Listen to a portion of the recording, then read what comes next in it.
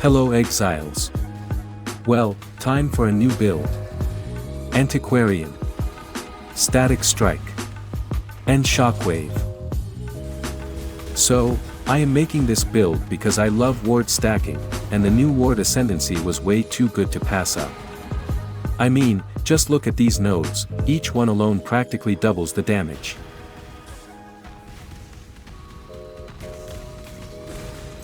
It looks incredibly strong, so I have to try it for myself. For the main skill, I am going with Static Strike, which lets me keep hitting enemies even while moving. Combined with Shockwave, the build turns into a melee auto-bomber with massive AoE. Well, the AoE won't be huge at the start, but with good investment, it will slowly get better. Also, here is the first jackpot.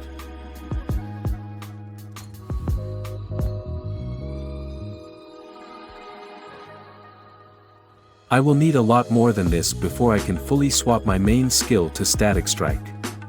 This will be the first Ascendancy node. Ward isn't very useful right now, but it will still provide some defense through the axe. As you've already seen, my starting skill is Sunder.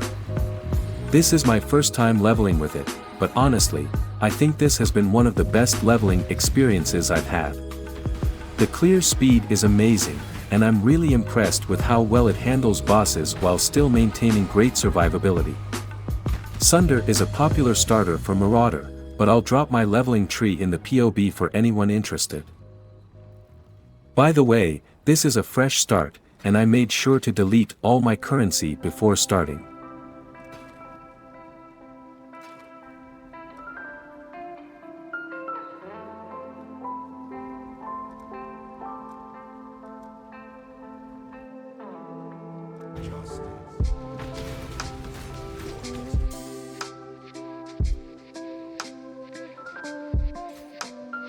Here is the second Ascendancy node.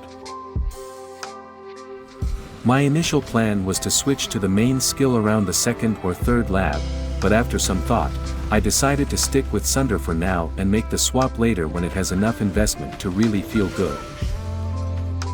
And this will be the third lab. Honestly, taking it second might have made the campaign smoother, but it is what it is. The tutorial is done. Time to dive into maps. But before that, let's run some labyrinths and see if my luck is still holding up.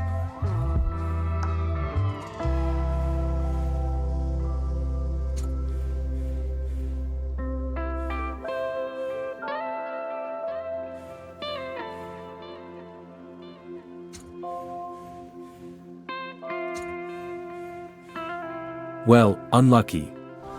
Looks like I will be sticking with Sunder all the way to red maps.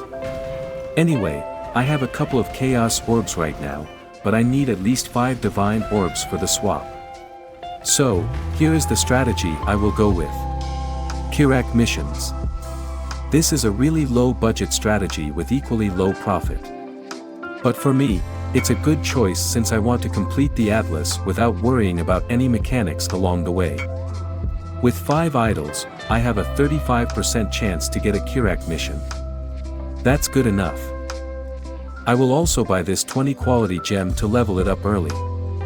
This gem is important for the build because it gives your first attack 100% crit chance, which will then be extended for Static Strike's full duration. I don't even need to buy any 6 link or fancy upgrades, because this build seems like it can handle most of the early maps with just a 4 link.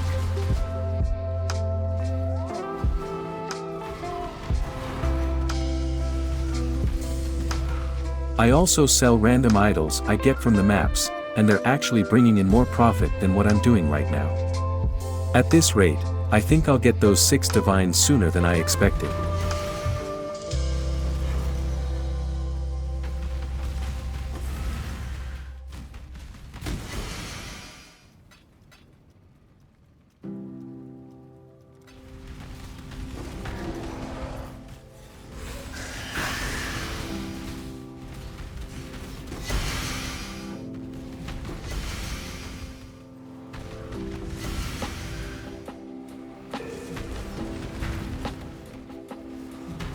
I did around 60 maps and now have a good amount of missions.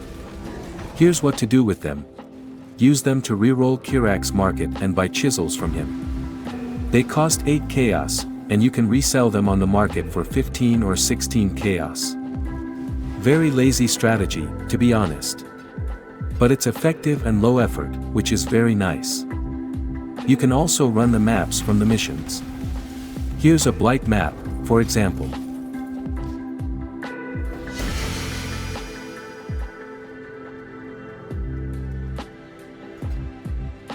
I think I have enough currency now.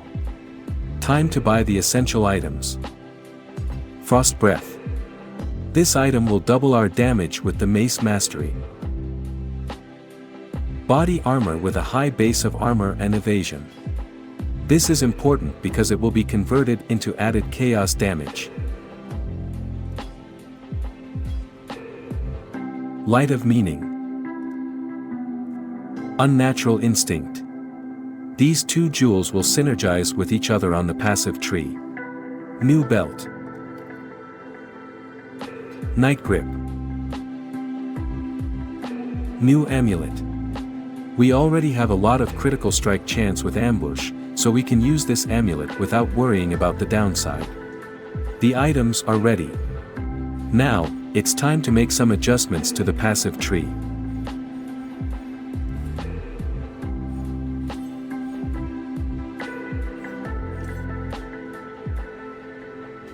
Here are the stats we get from the Unnatural Instinct Jewel.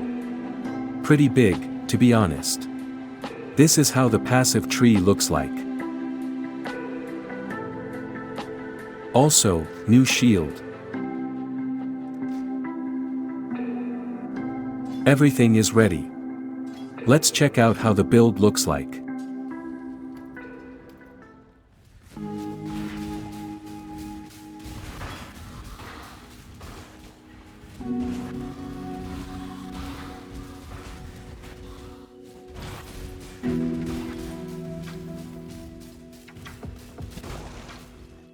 Well, the first hit is kinda slow because I am using Pulverize support, but other than that, it looks really cool.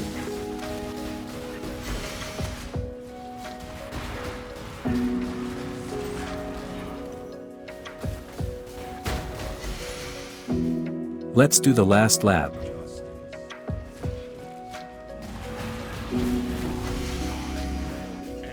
I can't take any of the Ascendancy nodes right now, so I'll grab 2 of the smaller ones for now. The fix to get those nodes is simple, the Elegant Hubris Jewel with this modifier. It will grant us Supreme Ostentation. This is the only way to access those nodes, since the 50% reduced dexterity is very hard to manage otherwise.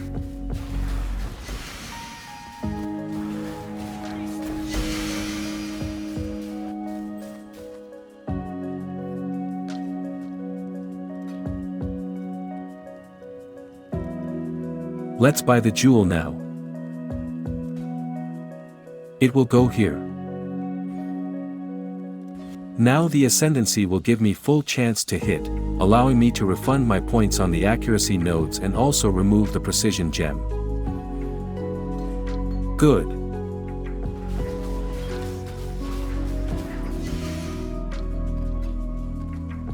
Wow. That's a very nice idol. I can already clear tier 16 maps on this budget, which is nice.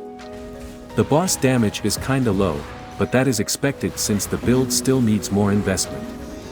Once I get better gear and scale my damage further, the bossing should feel much smoother. Here's a helmet I bought. I wasn't planning to get it this early, but there was only one on the market with a max rolled implicit and chaos resistance. The implicit is very important because cooldown recovery rate is hard to get, and it directly reduces Shockwave's cooldown, allowing for more frequent explosions. From the builds I have checked, almost no one prioritizes this stat, but I think it adds a lot of value to the build. I will also gain a lot more from elevated boots and jewels, but that will be out of my budget right now. Gem levels also reduce the cooldown of Shockwave, so I will buy a level 21 gem. I'll grab a static strike gem with 20% quality too. The quality makes the static strike aura shoot faster, which is nice. There are some breakpoints on static strike frequency and shockwave cooldown, but after some testing, I found that these breakpoints don't make a huge difference for the build's overall performance. Here's a nice idol that I just sold for a decent amount. Currently, I'm level 88, and I'm still using the rings I found during the campaign. It's time to upgrade to a new one with better resistances and more life.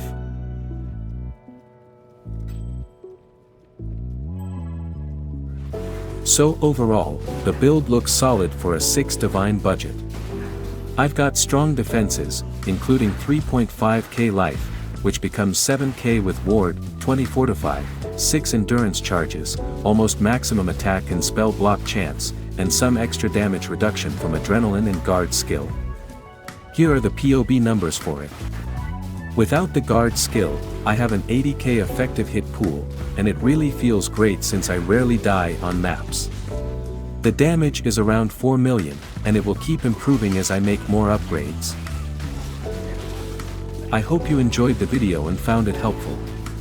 Don't forget to like, comment, and subscribe if you want to see more. I'll catch you in the next one.